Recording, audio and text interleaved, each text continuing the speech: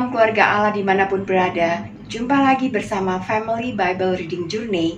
Dan pada malam ini kita akan melanjutkan pembacaan kita dari kitab 2 Tawarik 29 ayat yang ke-20 hingga ayatnya yang ke-36. Mari kita berdoa.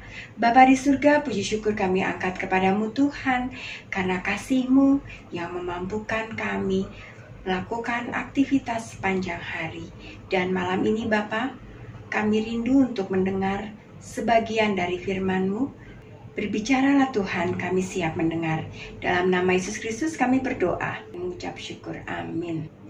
Saudaraku, pembacaan kita pada malam ini diambil dari 2 Tawarik 29 ayatnya yang ke-20 hingga ayatnya yang ke-36. Masih dengan perikop yang sama, yaitu Hizkia menguduskan kembali rumah Tuhan. Maka pagi-pagi Raja Hizkia mengumpulkan pemimpin-pemimpin kota dan pergi ke rumah Tuhan. Mereka membawa 7 ekor lembu jantan, 7 ekor domba jantan, 7 ekor domba muda, dan 7 ekor kambing jantan sebagai korban penghapus dosa untuk keluarga raja, untuk tempat kudus, dan untuk Yehuda. Ia memerintahkan anak-anak Harun, yakni para imam, untuk mempersembahkannya di atas mezbah Tuhan. Lalu mereka menyembelih lembu-lembu itu, para imam menerima darahnya dan menyiramkannya pada mezbah. Kemudian mereka menyembelih domba-domba jantan dan menyiramkan darahnya pada mezbah. Sesudah itu mereka menyembelih domba-domba muda dan menyiramkan darahnya pada mezbah. Selanjutnya mereka membawa kambing-kambing jantan yang akan menjadi korban penghapus dosa ke hadapan raja dan jemaah. Mereka meletakkan tangannya ke atas kambing-kambing itu, dan para imam menyembelihnya dan mempersembahkan darahnya di atas mezbah sebagai korban penghapus dosa untuk mengadakan pendamaian bagi seluruh Israel. Sebab raja telah memerintahkan untuk mempersembahkan korban bakaran dan korban penghapus dosa itu bagi seluruh Israel. Ia menempatkan orang-orang Lewi di rumah Tuhan dengan ceracap, gambus, dan kecapi sesuai dengan perintah Daud dan Gad, pelihat raja, dan Nabi Natan, karena dari Tuhanlah perintah itu dengan perantaraan nabi-nabinya.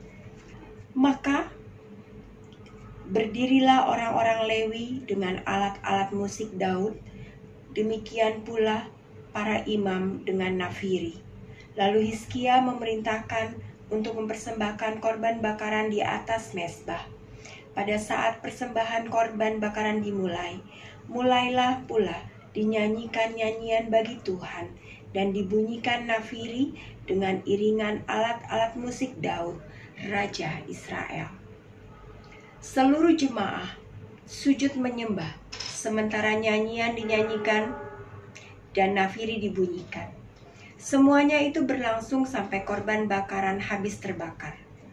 Sehabis korban bakaran dipersembahkan, raja dan semua orang yang hadir bersama-sama dia berlutut dan sujud menyembah. Lalu Raja Hizkia dan para pemimpin memerintahkan orang-orang Lewi menyanyikan puji-pujian untuk Tuhan dengan kata-kata Daud dan Asaf, pelihat itu. Maka mereka menyanyikan puji-pujian dengan sukaria, lalu berlutut dan sujud menyembah. Kemudian berbicaralah Hizkia, "Sekarang kamu telah mentahbiskan dirimu untuk Tuhan. Mendekatlah dan bawalah korban-korban sembelihan dan korban-korban syukur ke rumah Tuhan." Lalu jemaah membawa korban-korban sembelihan dan korban-korban puji-pujian.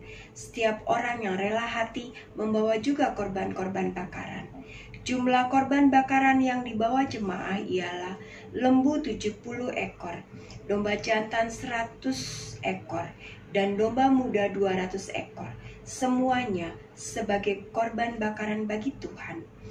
Persembahan-persembahan kudus terdiri dari lembu sapi 600 ekor dan kambing domba 3.000 ekor. Tetapi jumlah imam terlalu sedikit sehingga mereka tidak sanggup menguliti semua korban bakaran. Oleh sebab itu, saudara-saudara mereka, orang-orang Lewi, membantu mereka sampai pekerjaan itu selesai dan sampai para imam menguduskan dirinya. Sebab orang-orang Lewi itu lebih bersungguh-sungguh menguduskan dirinya daripada para imam. Lagi pula, korban bakaran itu banyak, dengan segala lemak korban keselamatan dan segala korban curahan pada korban-korban bakaran itu. Demikianlah ibadah di rumah Tuhan ditetapkan kembali. Hizkia dan seluruh rakyat bersuka cita akan apa yang telah ditetapkan Allah bagi bangsa itu, karena hal itu terjadi dengan tak disangka-sangka. Demikianlah firman Tuhan pada malam ini. Di sini kita bisa melihat betapa pada zaman Raja Hizkia, ketika kita ingin terbebas dari dosa kita harus mempersembahkan korban-korban bakaran. Bayangkan begitu banyak korban-korban bakaran yang dipersiapkan. Kita bersyukur pada saat ini Kristus sudah mati sebagai korban persembahan untuk menebus dosa-dosa kita. Dan karena kematiannya di kayu salib, kita boleh terbebas dari dosa-dosa kita. Dan semua itu diberikan Allah secara cuma-cuma. Baiklah kita tetap setia kepada Allah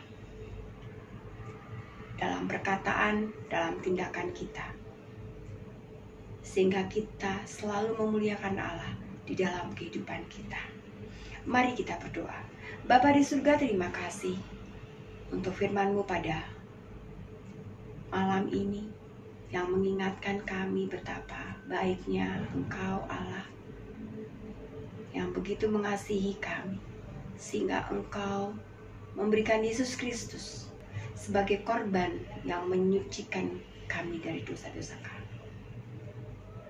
Terima kasih Tuhan untuk kematian, untuk kebangkitan, dan untuk kenaikan Kristus Yesus, dan memberikan kami kehidupan kekal di surga nanti.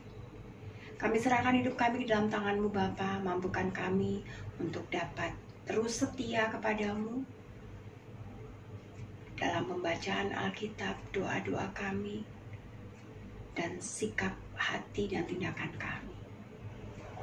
Biarlah Roh Kudus-Mu menolong kami untuk terus memuliakan Engkau dalam kehidupan kami. Dalam nama Yesus Kristus kami berdoa dan mengucap syukur. Amin. Sekian pembacaan pada malam ini. Sampai jumpa pada pembacaan esok malam. Tuhan Yesus memberkati. Firman-Mu pelita bagi kakiku, terang bagi jalan.